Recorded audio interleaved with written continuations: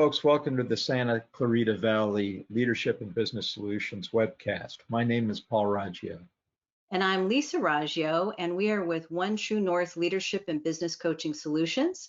We are so happy to be partnering with The Signal to be providing weekly and regular conversations with you. And we are going to be focusing on women in leadership today in honor of Women's History Month last month. And sharing with you opportunities for women in our community to be empowering themselves with some thoughts and some activities that they can be doing. And Paul, tell us first in regards to our offering at One True North. We have this great offering that we certainly encourage you to take advantage of. If you're a business owner or a business leader within our community, come see us about a complimentary business health checkup.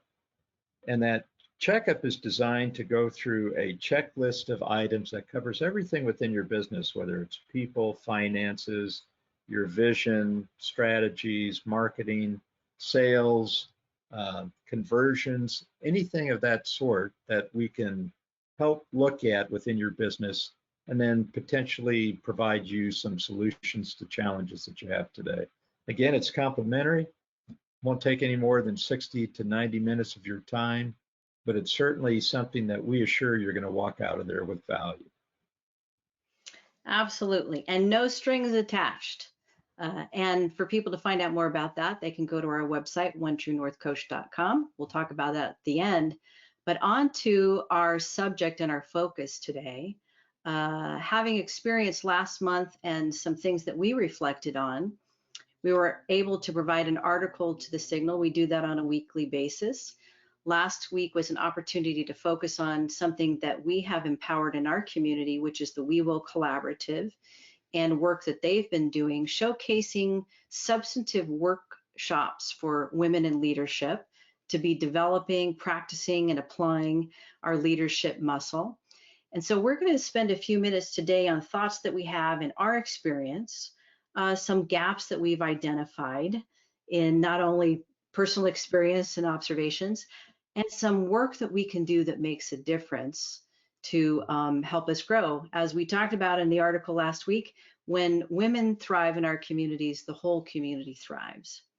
So with that, Paul, share with us in regards to your experience. I know you in the military, 26 years in the military. I've benefited greatly from learning from our female veterans and working with them to develop programs with the YWCA. So kick us off in regards to your thoughts. Well, let's just start with our own exposure to very strong females, and that comes from within our family. And I often recall our mother, who served in a number of significant leadership positions within our Glendale community when we were being raised, and even after I left the house. And then she started her own business and was in that business for decades. So just really an impressive run on a demonstration of a very strong woman in our community, and certainly showing her children how important it is that women leaders play a role in helping grow, whether it's community or businesses in itself. Yeah, I'm so glad that you brought up Mom, because it gives us an opportunity to give a quick shout out. Not only when you talk about her being a business owner, she did that come her 60s and beyond. And she got her college degree in her 60s because she had supported our growth and development through the years and what we were doing, and supported our dad's growth and development. And then she looked at her own personal and professional development in her 60s, and not only did that for starting her own business, getting her degree, as you said, she became heavily involved in women's organizations in a leadership capacity to really make an impact and drive change. And so that's another thing in which I think we've benefited greatly in regards to her dedication to serve and make an impact with a group of women on positive change going forward. So shout out to Mom. Absolutely. And then when I entered the Army, it was post-Vietnam, and many of the military occupational specialties were closed to females. We've seen a lot of that change over the past decades, and we've seen women now entering into combat arms occupational specialties, which they were excluded to before. And we've also seen them increase in the number of stars they're wearing, with a few 4-star flag officers being women today. It's such an important contribution to the military, and it's truly a change in mindset from what it was when I first entered the military to where it is today. Still a lot of room to grow. There's no question about that. But there's truly a recognition that the skills that a women leader brings are just as remarkable as any of the great male leaders that we have in the military. And we're finding that this barrier of crossing into the combat arms specialties is not such the barrier that it precludes us from doing our mission. And I want to carry that over into the private sector too. After I left the military, I led a number of organizations as an executive in the private sector. There, we didn't find as many females in the executive level positions as much as what I thought we would have. And it was truly a loss to the organizations. That's still an area where we as a community and society can grow remarkably. Yeah. Yeah, food for thought. If you look at some of the numbers out there, you're going to find that, and there's been great strides made. At the same time, when it comes to our boards, about 20% of our board of directors are comprised of women. When it comes to our CEOs, we've got about 7% of the Fortune 500 companies. Then when you look at women of color, that's even smaller. When you're looking at the CEOs of Fortune 500 companies or the like, that's about 0.4%, and 3.9% of executives or senior level officials are women of color. And we still live with about 81% of every dollar that a woman makes is equal to that of a dollar that a man makes. And so there's some real things that need to change. And what I want to focus on is what we can control and how we can empower ourselves to be a part of that positive change. And one thing that I know we're really proud of, and we mentioned this in the article that was published last week, is, boy, talk about 2020 and COVID, and not only COVID, but the multiple crises that were layered on top of each other. We had an opportunity, again, a challenge presented itself, and we then turned that 180 and made it into an opportunity. And so we looked at launching what's called the Women Empowering Women in Leadership Collaborative, comprised and led by a group of women in our community that were like-minded and want to make substantive change in regards to practicing and applying leadership development that makes a difference to our personal and professional lives.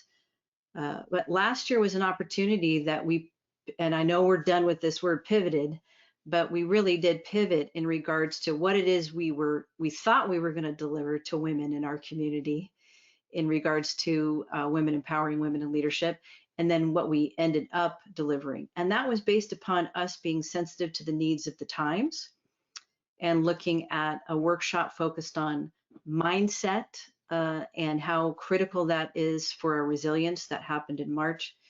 And then in May, in regards to what we experienced with the killing of George Floyd, we had another workshop in mind that we were going to do. But we knew we had to respond and be responsible. And there's a difference. We always talk about that, the difference between being responsive and reactive. We had to respond with responsibility. And we're able to be led on the power of allyship for women of color and how we can support people of color in general in being strong allies. And then imposter syndrome, we focused on that, and questioning ourselves, doubting ourselves. And yeah, I'd like to, especially in that area, because you helped educate me regarding imposter syndrome. And one of the challenges men have is recognizing that there are barriers, and some are institutional, some are personal, but understanding and being able to identify what some of these barriers are to women progressing on the leadership ladder. I Mhm. think it'd be really informative if you just talked a little bit about even your own personal feelings regarding imposter syndrome and those things that have impacted you in terms of your leadership growth. Yeah, I have something, an example that comes to mind when I've had some other women ask me, what is that? I can't tell you if I have it or not because I don't really know what it is. And it isn't just applicable to women. Men and women both can be experiencing imposter syndrome when we are Mm. doubting ourselves, when we're questioning ourselves, when we think we cannot do something unless it's 100% and perfect. Uh, and I know that in my experience, in fact, I think very fondly of somebody I worked with in the community in Glendale. I had an opportunity in building programs for women veterans to also be building something called the Veterans Coalition of Glendale and the Verdugos. Mhm. And that was first led by the mayor at the time. And then he stepped down from city council. And because I had run those meetings with him, but he was retired, it was an opportunity for me to run the meetings. And this took place in the conference room at the city of Glendale. And I always would sit at the sides of the table because I wanted to be promoting a feeling of egalitarian and that we all shared this experience. But I had a great mentor of mine, Don Biggs. He was the assistant fire chief in the city of Glendale. He is retired. But I remember when I walked into the room for the first meeting, and he said, "You need to sit at the head of the table." And I told him one on one, I said, Don, I don't want to promote that. I want this to be shared. He said, you need to sit at the head of the table. You need to run the meeting. And I remember sitting down and I thought, you know something, I'm not comfortable with this. I'm not sure I should be here. I wonder if I'm going to screw up. How do I do this? Do I have what it takes and all these things? And I remember my thought was, if you're not comfortable with it, get comfortable with being uncomfortable with it for every other woman that's going to be helped by you you sitting here at this table. So Yeah. just do it anyway. And that became a part of what I would tell myself. Working with some of the post 9/11 veterans, as you know, that we've worked with in leadership, military to civilian leadership transition, had some post 9/11 veterans enlisted say, I don't want to stand out. I'm not sure about it. I'm not sure how to talk, and I'm not sure how to carry myself in this particular, I don't know civilian. And I will sometimes share with them that experience that I wasn't so comfortable with it either. Still, sometimes I'm not, and I do it anyway because I know that it's important to do for my own personal leadership. And I think that it also sends a message for other people to be getting comfortable with being uncomfortable and doing it anyway. And so that's kind of a part of imposter syndrome when you're asked to step up to do something because another person is seeing in you leadership qualities. You haven't quite made that connection yet. You're still thinking you're not there yet. You're not ready. You can't do it as good. You're probably going to screw up. All these things, and you do it anyway. Right. And you work on how you can get past that. So that's a snapshot of imposter syndrome. But that workshop was really helpful. In fact, we were able to take away some things of what we can do and understanding the background to that. And it leads up to one of the things that we're working on this Friday is the art of persuasion and negotiation. Yeah. And when I shared those statistics in regards to CEOs, board of directors, women of color, and leadership, part of what we can do, right? Let's always look for what can you do.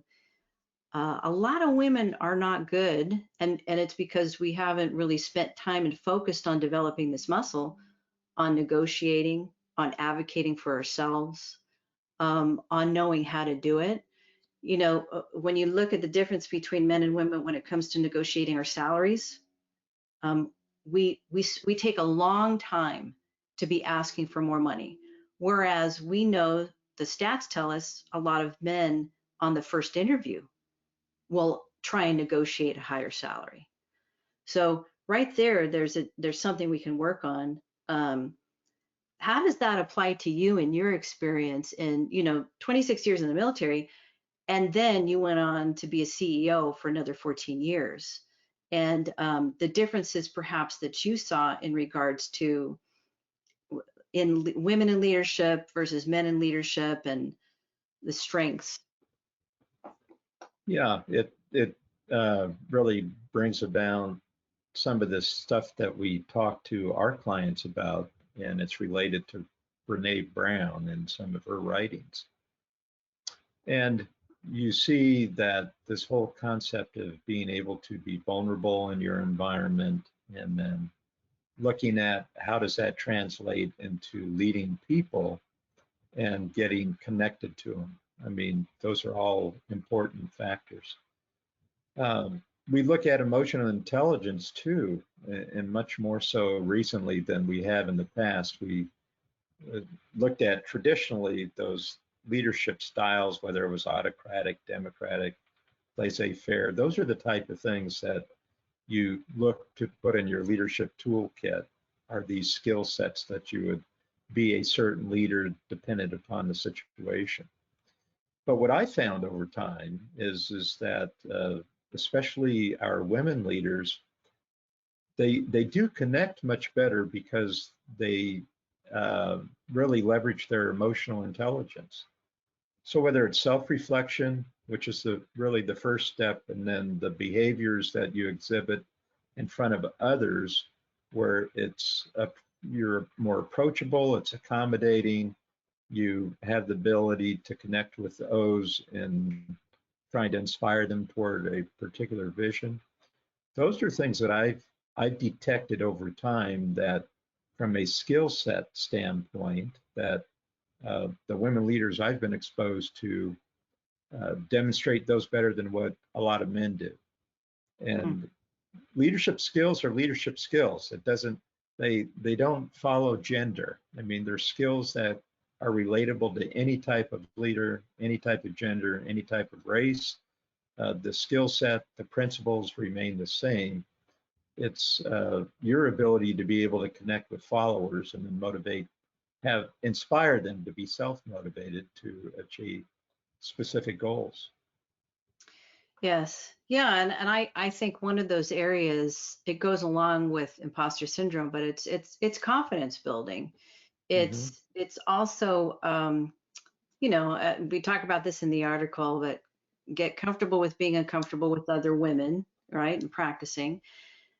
And it's really important also to be building up our support of the men that we work with, the men that we have families with, and looking for ways in which we can, in small increments, be building up our confidence and taking risks and taking chances.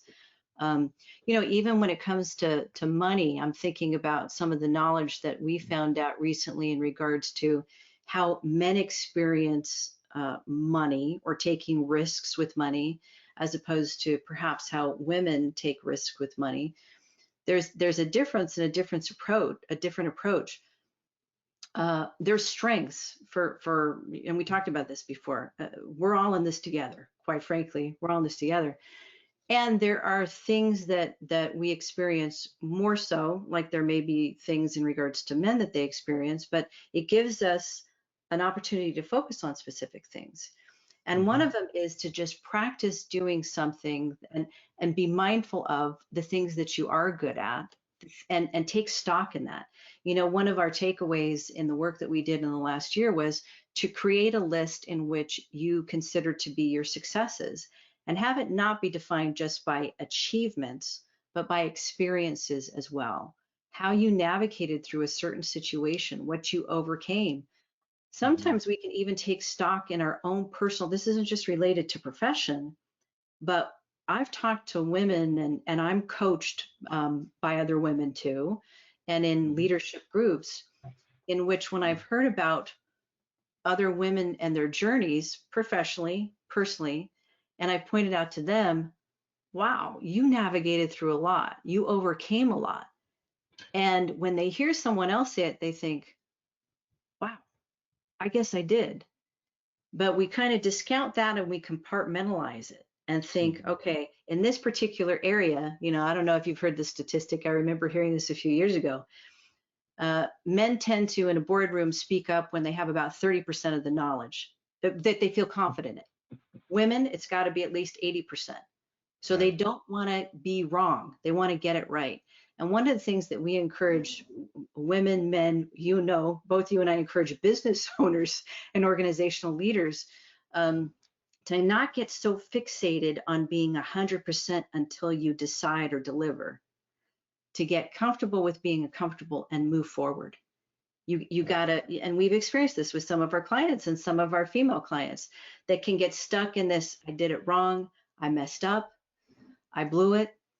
And I mean, maybe we share one of those conversations that I'm thinking of where we were really coaching a woman leader through, understood, you did, you got to move on. And here's Yeah. how we move on and why. Yeah. There's always risk involved in any leadership position because you're the one making decisions. And as Lisa said, if you're waiting for 100% perfect knowledge, then that in itself is a decision for failure. That you just won't be able to move. So when you're looking at these behaviors and skills, and especially when you get into a coaching situation, uh, you really look to what is it that you can do to help them move forward. And it wouldn't matter if it's male or female, it's looking at what they're projecting. And oftentimes we find that uh, what we have found is that sometimes females will internalize much more some of these decisions that happen and have a tendency to personalize them, where males can get past it very quickly and just move on to the next whatever challenge it may be. Both of them have the ability to grow. So if you're in that position where you're internalizing a lot, you can grow from that, but you still have to move out. When you're in a position where you're not internalizing as much, it may be time for you to do more self-reflection and think about what you would do differently in the future. So again, there are areas where both can have growth and have great outcomes as a result of that. Yeah, and layered on that too, when you were talking, I'm mindful of the conversation that we just had with Charlene Duzick. Mm, Uh, and and I think that we've talked about this, that in an ideal world, a community like Santa Clarita Valley would have a handful of different ways to approach leadership training and leadership development. Number one, that you be invested in some kind of leadership training, because whether you are an executive or whether you're an emerging leader coming into it, there's an opportunity to always be training up and leading up. Uh, and we talked about how there's an opportunity in regards to executive leadership and what it is that we're working on that in regards to the executive roundtable that we just launched. There's an mhm. opportunity for there to be community leadership, and community leadership looks like it leverages and maximizes in our community. What are the community assets and being aware and mindful of that? That has a lot to do with advocacy and for people who are going to be leveraging the social responsibility part of that. Then there is multi-generational leadership, and how that intersects with women in leadership too, and how knowing, I guess from a comprehensive point of view, all those things that could be leveraged in regards to full-bodied leadership, because I'm mindful of not only as we develop and what we can grow here in our Santa Clarita community, women in leadership and multi-generational and emerging leaders, and what the generations can offer to one another. And that will be another conversation that we'll have at another time. The good news is that there is great work that we can do and that we can become empowered by. And this Friday, this will air after this, so we'll be able to when we provide information on this webcast, we'll share what our experience was. But this Friday, we're going to be having our workshop in regards to the art of persuasion and negotiation. We're going to be led by two executives, women, who were in the corporate sector for a number of years, then went into their own businesses, but really look at what we can be doing in regards to advocacy for ourselves, right? Not apologizing for that. And we know that there's an opportunity to be supporting other people in leadership. And there's also an opportunity when it comes to one-on-one, what we have to do for ourselves to advocate. Because again, like me being sheepish to sit at the head of the table, what had me feel more comfortable was to say, this isn't just about you. This is about every other woman who doubts herself sitting at the head of the table. Do it for them. And that's a part of also us investing in our own advocacy and negotiating for ourselves. I know I want to be trained up in how better to negotiate for ourselves. And ultimately, what we're doing is we are investing in our long-term impact and sustainability. Really get clear on the gifts and assets we have to be giving personally and professionally, and how we can advocate for ourselves to grow in those things. So we're delighted. We encourage people to go to our website. That's going to be on our events page. Again, this will be passed, but we can have a recording on there as well. And we also have created our website, Paul, as you know, to be something that people can go to, business owners, organizational leaders, and they walk away with value. If they saw our videos, read the articles, saw the 5-minute leadership videos, looked at the COVID-19 resource page, our aim is that you're able to walk away with some solid takeaways that you could start to do today that are going to help you and your business and your organization,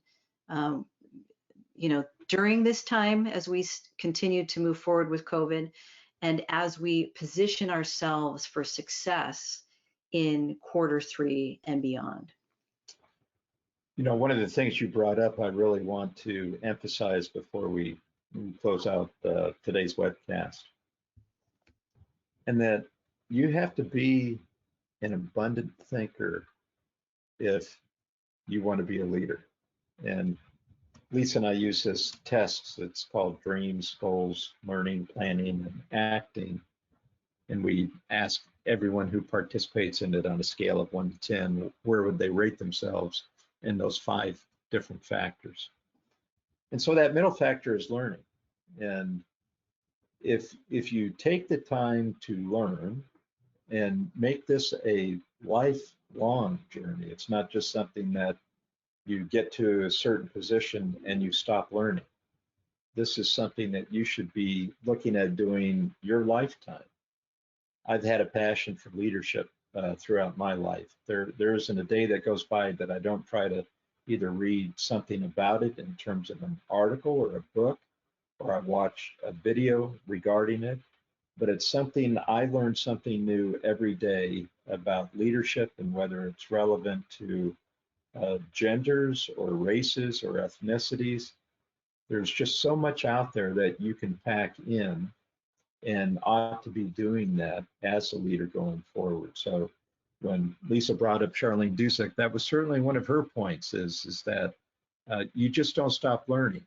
This is a passion. If you're a leader, you have an obligation to continue that for your followers.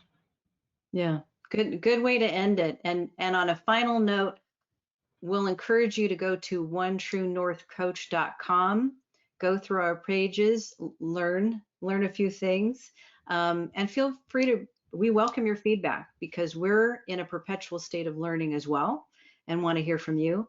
And we really encourage you to take us up on our offer for the business health checkup, free, no obligation. It's part of our commitment to servant leadership and making an impact on our community. So please look into that. And with that, we look forward to seeing you in the near future for another great conversation.